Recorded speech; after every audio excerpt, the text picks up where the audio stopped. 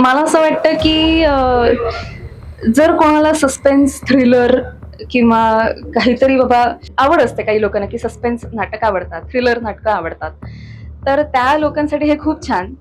आणि मी तर म्हणेन नॉर्मल जनरली पण ज्यांना नाटकाचीच खूप आवड आहे त्यांनी हे येऊन नाटक नक्कीच बघावं. एकतर मुळात अगाथा ख्रिस्ती यांच्या माऊस ट्रॅपवर आधारित हे नाटक आहे. सो इन जनरलच खूप क्लासिक नाटक असल्यामुळे त्यामुळे ते तर तिथे त्याचं तेवढं नाव आहेच. आणि इथेही त्याचं खूप छान पद्धतीने आम्ही मांडण्याचा हे प्रयत्न केलेला आहे. सो माझी इच्छा असेल, माझी विनंती असेल की हे नक्की बघावं.